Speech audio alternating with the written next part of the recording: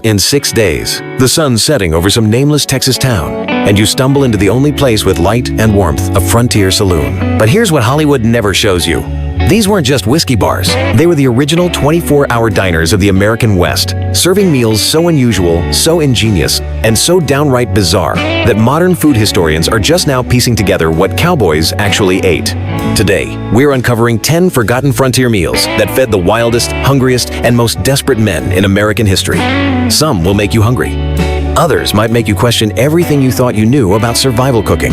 Let's ride into culinary history that time forgot. Spotted Pup Raisin Rice Pudding with beef fat. Don't let the name fool you. Spotted Pup wasn't a stray dog that wandered into camp. This was the cowboy's secret weapon against scurvy, depression, and the soul-crushing monotony of trail food. It was made with white rice, a luxury on the frontier, cooked slowly in beef broth until creamy, then studded with precious raisins that looked like dark spots against the pale grain. The magic ingredient? Rendered beef fat, stirred in while hot, creating a rich, almost custard-like texture that could stick to your ribs through a 3-day blizzard. Now here's the kicker in 1875. This meal cost about 75 cents. That was nearly a full day's wages for a working cowboy. We're talking roughly $20 in today's money, making it the equivalent of a premium restaurant dessert. Trail bosses were smart about this dish too. They used Spotted Pup as a reward system. Good behavior on a cattle drive meant you got an extra helping. Cause trouble? You got beans and hardtack while watching others enjoy this creamy luxury. And here's a detail that time forgot: some chuck wagon cooks added a splash of whiskey to mask the gamey taste of old beef fat. Cowboys called this version Preacher's Downfall. Sweet enough for Sunday dinner, strong enough for Saturday night. Wagon wheel fried bread, stuffed with wild onions and bacon. Imagine a Hot Pocket designed by someone who'd never seen a kitchen and had to feed 30 hungry cowboys with nothing but cast iron and a prayer. That was the wagon wheel, and it was genius. Picture this: biscuit dough rolled thin, filled with chopped wild onions, crumbled bacon, and sometimes wild garlic or sage. The edges were crimped tight like a turnover, then fried in bacon grease until golden brown and crispy. The result? A portable, handheld meal that wouldn't fall apart in a saddlebag. This wasn't just food, it was frontier fast food. A good cook could make dozens at once, wrap them in cloth, and distribute them to riders heading out on long scouts. They stayed warm for hours and could be eaten one-handed while controlling a horse. And each region put their own spin on it. Down in Texas, they'd add jalapenos and cumin seeds for that signature kick. Up in Montana, cooks stuffed them with wild mushrooms and elk jerky. And in Arizona, they got creative with prickly pear cactus pads for extra nutrition. Here's what time forgot the secret was in the crimping pattern: a specific zigzag fold that prevented the filling from leaking out during cooking. This technique was passed down orally and died with the last generation of chuck wagon cooks around 1920.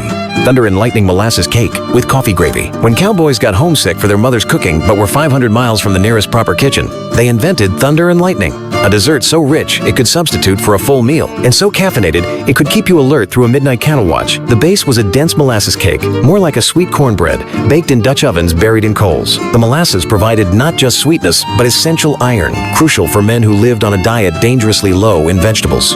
But here's where it gets wild: the coffee gravy. Chuck wagon cooks would take the day's leftover coffee, thick as tar and twice as bitter, mix it with butter, brown sugar, and a touch of flour to create a warm, pourable sauce that was part dessert topping, part energy drink. This wasn't just eaten, it was performed. Cowboys would punch holes in their cake with a fork, pour the coffee gravy into the holes, then eat it while the liquid was still steaming. The combination of sugar rush and caffeine hit was legendary. Think of it as the 1,872nd version of tiramisu coffee-soaked cake that delivered both comfort and stimulation. Some cowboys claimed a single serving could keep them sharp for an entire night shift, guarding cattle from wolves and rustlers. Belly cheater inflated pig stomach, stuffed with wild game. This sounds like something out of a medieval feast. But belly cheater was actually frontier fine dining, the kind of meal served when cattle drives reached major trail towns like Abilene or Dodge City. When a pig was slaughtered, the stomach was carefully cleaned, then inflated like a balloon and stuffed with a mixture of chopped venison, rabbit, wild turkey, onions, and whatever herbs could be foraged. The opening was sewn shut with leather strips. Then the entire thing was buried in coals and slow roasted for 6 to 8 hours. When done correctly, the pig stomach became a natural cooking vessel, keeping all the juices and flavors sealed inside. When cut open at the table, it released a cloud of aromatic steam that could make grown cowboys weep with anticipation. This was expensive eating, though. The meat alone represented several days of successful hunting, plus the time and skill required for proper preparation. Only the most successful trail bosses or wealthy cattlemen could afford to serve it to their crews. Belly cheater was served at the end of successful cattle drives, a celebration meal that marked the transition from months of hardship to payday and civilization. It was the cowboy equivalent of a graduation dinner. The technique died out because it required specific skills in both hunting and cooking that became obsolete as the frontier closed and canned goods became available. Jerky gravy rehydrated meat in flour-thickened broth. When fresh meat was a memory and canned goods were a luxury, cowboys turned to jerky gravy, a dish that could transform boot leather tough dried meat into something approaching edible. Picture this. Take strips of jerky often so hard you needed an axe to break them. Pound them into rough chunks, then boil them in water for hours until they softened. The resulting broth was thickened with flour and seasoned with salt, pepper, and wild herbs. The key was patience. Cowboys would start the jerky soaking at dawn, tend it throughout the day while working, and by evening, they'd have a protein-rich gravy that could be poured over biscuits, cornbread, or just eaten with a spoon. This wasn't just survival food, it was smart nutrition. The long boiling process extracted every bit of protein and fat from the dried meat, creating a calorie-dense meal that could sustain heavy physical labor. Modern food historians who've recreated this dish describe it as intensely smoky and salty, with a texture somewhere between thick soup and thin stew. Not gourmet, but deeply satisfying after a day of hard riding. Some ranching families in Texas and Montana still make versions of jerky gravy during hunting season, keeping alive a tradition that once fed the men who built the American West. Duff steamed pudding, cooked in cloth bags. Imagine trying to make dessert with no oven, no refrigeration, and ingredients that had to survive a 1,200-mile journey in a covered wagon. Cowboys solved this problem with Duff, a steamed pudding that could be made with basic ingredients and equipment they already carried. A thick batter made from flour, suet that's beef fat molasses, and dried fruit was wrapped in clean cloth, often repurposed flour sacks, tied tight, and boiled in a pot of water for 2 to 3 hours. The cloth acted as both cooking. Cowboys got creative with variations too. Christmas duff was made with precious spices and raisins, saved for special occasions. Plain duff was just flour, fat, and molasses, the everyday version. And spotted dick duff? That had currants or raisins scattered throughout. When the cooking time was up, the cloth bag was carefully lifted from the boiling water and unwrapped like a present. The pudding inside was firm, moist, and incredibly rich. A single serving could satisfy a man's sweet tooth for rations or holiday gatherings on the trail. The communal unwrapping and sharing created a sense of ceremony and togetherness that helped maintain morale during long, difficult journeys. This cooking method is actually the ancestor of British Christmas pudding and many modern steamed desserts, showing how frontier necessity influenced culinary traditions that persist today. Vinegar pie, mock apple pie, made without apples. During the depths of winter, or in remote locations where fresh fruit was impossible to find, cowboys craved something sweet and familiar. Enter vinegar pie, a dessert that tasted remarkably like apple pie, despite containing not a single piece of fruit. The base was a simple mixture of water, vinegar, sugar, eggs, and flour, flavored with cinnamon and nutmeg. When baked, the vinegar created a tartness that mimicked apples, while the spices provided familiar pie flavors. Here's the chemistry behind it. The acid in the vinegar reacted with the other ingredients to create a custard-like filling that was both tangy and sweet. Some cooks added crumbled crackers to simulate the texture of apple pieces, and it actually worked. While real apple pie required expensive imported apples or carefully preserved dried fruit, vinegar pie could be made with shelf-stable ingredients that cost pennies. A whole pie might cost 25 cents to make affordable even for working cowboys. According to period accounts, vinegar pie was so convincing that many people couldn't tell the difference when served alongside real apple pie. Some cowboys preferred it because it was more consistently tangy than apples, which could vary wildly in quality. This wasn't just about satisfying a sweet tooth, it was about maintaining psychological health. The familiar taste of apple pie provided emotional comfort that helped combat the mental challenges of frontier life.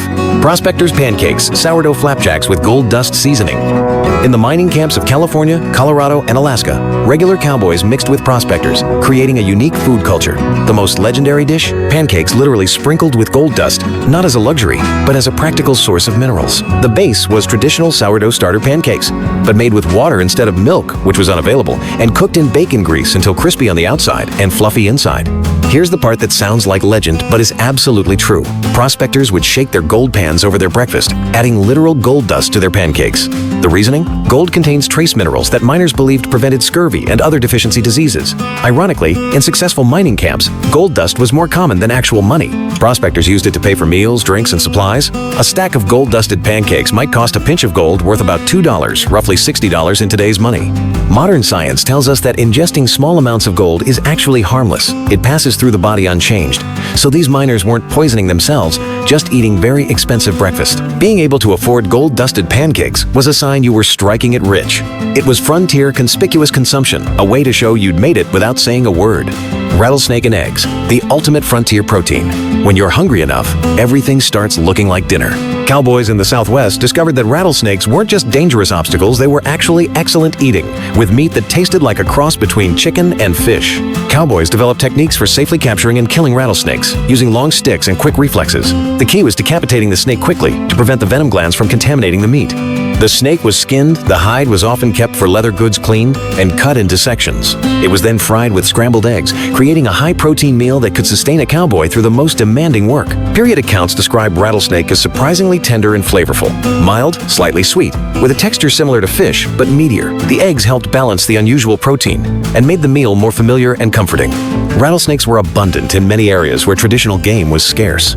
Learning to hunt and prepare them meant the difference between a protein-rich meal and dangerous malnutrition. This practice influenced southwestern cuisine and can still be found in some parts of Texas and Arizona, where rattlesnake is served at specialty restaurants and county fairs. Fool's Gold bacon-wrapped hardtack soaked in bean juice. Our final forgotten meal might sound like the most desperate creation of starving men, but Fool's Gold was actually considered a delicacy by cowboys who'd been on the trail long enough to appreciate its genius. Start with hardtack, those notorious toothbreakers that were harder than wood and about as flavorful. Soak them overnight in the liquid from cooked beans rich with protein and fat. Then wrap each softened biscuit in bacon and fry until crispy. What emerged was a crispy, salty, protein-packed package that combined carbs, fat, and meat in one portable serving. The bean juice provided flavor and nutrition, while the bacon added texture and richness. Cowboys called it Fool's Gold because it looked valuable golden brown and glistening with bacon fat, but was made from the cheapest, most basic ingredients available. It was frontier irony at its finest. The key was timing. Soak the hardtack just long enough to soften, but not so long that it fell apart. The bacon had to be wrapped tight and secured with wooden toothpicks. Cook it too fast, and the bacon burned before the hardtack heated through. Food historians who've recreated this dish describe it as surprisingly satisfying, salty, rich, and with a complex flavor that belied its simple ingredients. It was proof that necessity truly is the mother of invention. These weren't just meals, they were edible history. Each dish tells a story of adaptation, creativity, and the unbreakable human spirit that conquered the American frontier. Some of these recipes died with the men who created them. Others evolved into foods we still eat today. But all of them represent a time when cooking wasn't just about taste. It was about survival, community, and maintaining hope in the face of incredible hardship. The next time you complain about limited takeout options, remember the cowboys who turned pig stomachs into gourmet dining and made dessert from vinegar and dreams. Which of these frontier meals would you be brave enough to try? And which one makes you grateful for modern grocery stores? Drop your thoughts in the comments below. If this journey through forgotten cowboy cuisine left you hungry for more history, smash that like button, subscribe for more untold stories from America's past, and ring that notification bell so you never miss our deep dives into the wild, weird, and wonderful world of historical cooking. And hey, food history buffs, what other forgotten meals from the past should we explore next? The Civil War? Medieval Europe? Ancient Rome? Let us know in the comments, and we might just make your suggestion our next video. Now saddle up, food adventurers, because our next video will take you even deeper into the surprising culinary secrets that shaped America.